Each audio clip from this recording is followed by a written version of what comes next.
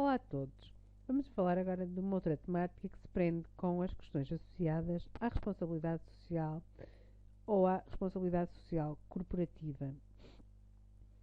Então, começamos com esta frase para pensar e refletir. Você deve ser a mudança que deseja ver no mundo, ou seja, de algum modo, cada um de nós tem um papel crucial e importante para fazer e para introduzir pequenas alterações no mundo. Quando falamos nestes conceitos associados à responsabilidade social, pensamos muito numa lógica de desenvolvimento sustentável, desenvolvimento e crescimento económico, coesão social, muito associado também a uma proteção ambiental. Os 3 P's, pessoas, planeta e, de algum modo, a rentabilidade. A questão de tentarmos, de alguma forma, pensar no desenvolvimento sustentável como aquilo que satisfaz as necessidades das gerações atuais, sem colocar em perigo a satisfação das necessidades das gerações futuras. Ou seja, de algum modo, pensarmos numa perspectiva de como é que vamos garantir o futuro das próximas gerações. Então, o que é a responsabilidade social? Acaba por consistir na integração de preocupações sociais e ambientais nas operações das empresas e na sua interação com todos os stakeholders numa base muito voluntária. Falamos em diferentes dimensões: dimensão económica, interna e externa, lucro, pagamentos justos, a tempo, honrar os contratos; dimensão social, também interna e externa, relação com o bem-estar social interno e externo; dimensão ambiental, também interna e externa, diminuição do impacto ambiental; dimensão estratégica, que acaba por assentar na estratégia da empresa. Vamos ver que um exemplo disto é quando na própria missão aparece uma referência à responsabilidade social. Alguns exemplos de práticas da responsabilidade social no que diz respeito a ações internas: conciliação entre a vida profissional e a vida familiar, igualdade de oportunidades e diversidade, o emprego sénior, serviços de saúde e de segurança, apoio a crianças e jovens filhos de colaboradores. Em termos externos, no que diz respeito ao relacionamento com fornecedores, seleção baseada em aspectos sociais e ambientais, formação de fornecedores e parceiros, clientes, prospecção das necessidades futuras, comunidade local, patrocínios e donativos, parcerias, emprego de pessoas de grupos sociais desfavorecidos. A inevitabilidade da responsabilidade social. Cada vez há maior informação, conhecimento e preocupação sobre os danos ambientais. A sociedade começa a passar por uma fase pós-materialismo e a transparência que é gerada nas atividades empresariais pelos meios de comunicação social e pelas tecnologias de informação e de comunicação. Nos últimos anos apareceram novas organizações relacionadas com a responsabilidade social, a ocorrência de alguns eventos de responsabilidade social, aumentou o número de empresas certificadas, número de relatórios de responsabilidade social, número de estudos, e esta acabou por entrar na agenda das administrações de muitas empresas. Como é que podemos implementar uma estratégia de responsabilidade social? Pensar numa lógica de benchmark, quais são os desafios setoriais, depois tentar envolver todas as pessoas numa perspectiva mais estratégica, envolvimento de gestão de topo, quadros, levantamento das boas práticas, consulta interna, levantamento da percepção da responsabilidade social, identificação de stakeholders prioritários, consulta externa, levantamento de percepção da responsabilidade social, identificação dos principais desafios, atuação e comunicação, definição de compromissos, estratégias e planos de ação internos, estratégias de planos de ação externo, muito pela publicidade, voluntariado, solidariedade, avaliação e monitorização de todo o processo. A parte das interessadas ou stakeholders acabam por ser as pessoas ou grupos de organizações que afetam ou são afetados pelas atividades da empresa e podem ser internos ou externos, podem ter uma afetação direta ou indireta e podem fazer parte da atividade passada, presente ou futura da própria empresa. Alguns exemplos de stakeholders: colaboradores, clientes, fornecedores, investidores, concorrentes, o Estado, a sociedade em geral. E as matrizes para identificação dos stakeholders assentam muito a responsabilidade, influência, proximidade e dependência. Vamos ver um exemplo destes, tendo em conta o nível de influência e o nível de interesse. Muitas das vezes interessa, de facto, considerarmos se há um nível de interesse elevado. As pessoas procuram efetivamente manter-se informadas, responder efetivamente às solicitações. Interessa-nos perceber quando concentrar aqui os esforços, ou seja, nível de influência elevado e nível de interesse também ele elevado.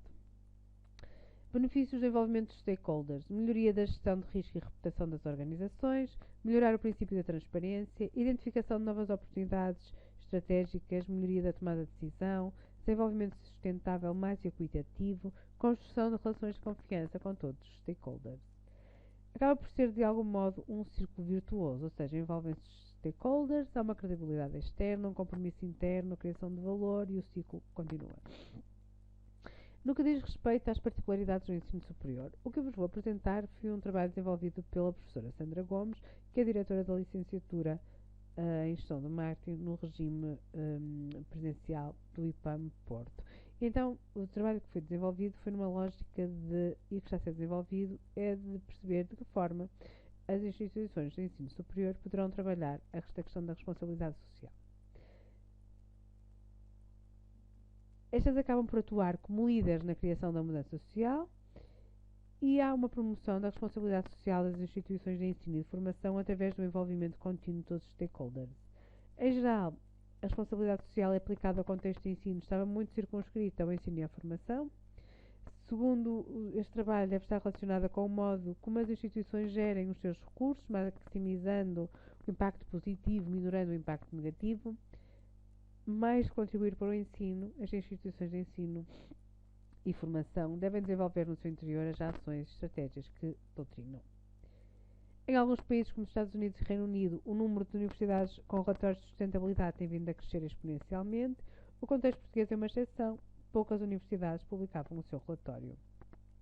As empresas cada vez mais procuram colaboradores com formação a nível ética e responsabilidade social e, por vezes, existia algum criticismo relativamente à falta de atitudes de responsabilidade social dos licenciados nos seus processos de tomada de decisão, o que levou a uma larga discussão sobre os currículos das licenciaturas na área de gestão. As instituições de ensino superior diferenciam-se das demais apenas por terem um campus como infraestrutura, ensino e formação como matéria-prima, conhecimento como produto e alunos como clientes. Há aumento do produto interno bruto, aumento do número de licenciados, aumento do número de empregos, promoção da cultura e conhecimento da sociedade, mas também o facto de haver cada vez mais alunos também tem algum impacto negativo. Curiosamente, aumento do tráfego automóvel, poluição atmosférica, consumo de papel acrescido. Algumas barreiras identificadas: nível de participação e cooperação dos membros da comunidade académica, barreiras financeiras, a estrutura ainda conservadora das instituições de ensino superior. Existe alguma investigação atualmente sobre a responsabilidade social corporativa e a ética. Pouca investigação é feita com outros sistemas de ensino e formação. Pouco se tem investigado ainda sobre o grau de conhecimento, atitudes e percepções dos estudantes e famílias sobre o tema. Os alunos. Estes estudos demonstram que o tipo de escola frequentada pelos alunos tem um impacto significativo nas suas visões relativamente ao papel das organizações e dos cidadãos na sociedade. Alguns autores procuram ainda refletir sobre a eficácia das estratégias pedagógicas de ensino e responsabilidade social nas escolas e concluíram que deveriam ser efetivas a partir de abordagens experienciais. Em Portugal, este estudo foi levado a cabo no Porto em 2012 e percebe-se que nos cursos de Ciências Sociais, Comércio e Direito, 88,7% conhecia a responsabilidade social, onde era menos conhecida seria nos cursos de Saúde e Proteção Social.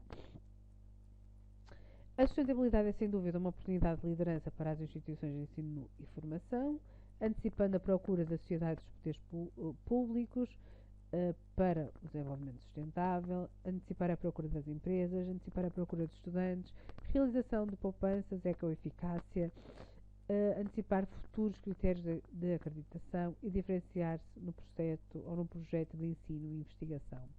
Na prática, existem algumas orientações, princípios e códigos éticos, normas de gestão, relatórios de sustentabilidade, rótulos ecológicos e sociais, investimentos socialmente responsáveis. Algum exemplo de boas práticas no ensino superior, e isto acaba por assentar muito nos relatórios e nos indicadores, nomeadamente as diretrizes dadas pelo GRI para a elaboração de um relatório de sustentabilidade podem ser utilizadas por todo tipo de organização, independentemente do setor de atividade. Apesar das suas particularidades, o setor da educação não possui um suplemento setorial com indicadores específicos. A Universidade do Minho publica o seu relatório de sustentabilidade. a Faculdade de Engenharia da Universidade do Porto. A Universidade Europeia apresenta esta questão da responsabilidade social a nível estratégico, uma vez que inclui este conceito e as práticas da responsabilidade social na sua missão, ou seja, criar profissionais globais, contribuir para o desenvolvimento da sociedade global através da preparação dos estudantes, promovendo uma atitude empreendedora baseada nos princípios de responsabilidade social, internacionalização, excelência na investigação e empregabilidade. A Universidade de Aveiro, Politécnico de Leiria, Católica e a Universidade do Minho.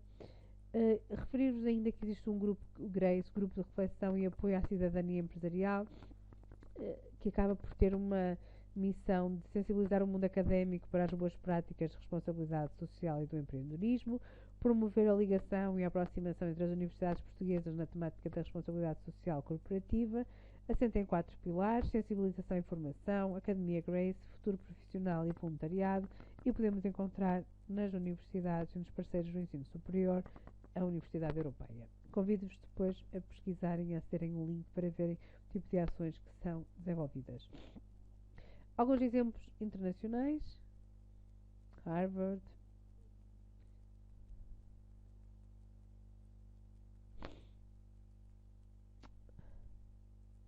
universidades do Reino Unido. E agora vou-vos apresentar a grelha de recolha de boas práticas que foi utilizada no âmbito deste projeto que está a ser desenvolvido com as instituições de ensino superior e que de algum modo é aquela que é sugerida que adaptem para a realização do vosso trabalho de responsabilidade social.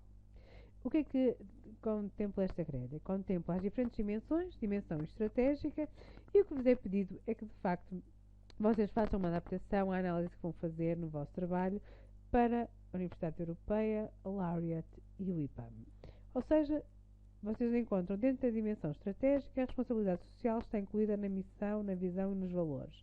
Se sim, devem especificar, ou seja, mostrar o que é referido na missão, na visão e nos valores, e onde é que encontraram efetivamente esta informação, em que site, qual o link. Depois passamos para uma outra dimensão, ensino e investigação. Encontram também um conjunto de indicadores. A verdade é que alguns deles vocês não conseguem aceder e, portanto, podem eliminar. Dimensão ambiental, a mesma coisa, e aqui um exemplo é se existem campanhas, ações contra o desperdício alimentar nas cantinas, bares e outros. Dimensão económica, mesma coisa em termos de indicadores. Dimensão ética, é exatamente a mesma questão. Dimensão social interna, também encontram um conjunto de indicadores. Existem ações de integração de estudantes estrangeiros na comunidade portuguesa, por exemplo. Dimensão social externa. E, por fim, o que se pretende, no fundo, é que vocês desenvolvam competências especificamente nesta área e que, de algum modo, se calhar cheguem à conclusão, as mesmas que vos apresentamos aqui, que a responsabilidade social das instituições de ensino e formação nacionais ainda é bastante deficiente face àquilo que é verificado no panorama internacional e, por isso, tendo em conta o diagnóstico que vocês vão recolher ou vão fazer, que surgiram uma ação de intervenção, eventualmente, que se situe mais nestas dimensões sociais ou mesmo ambiental.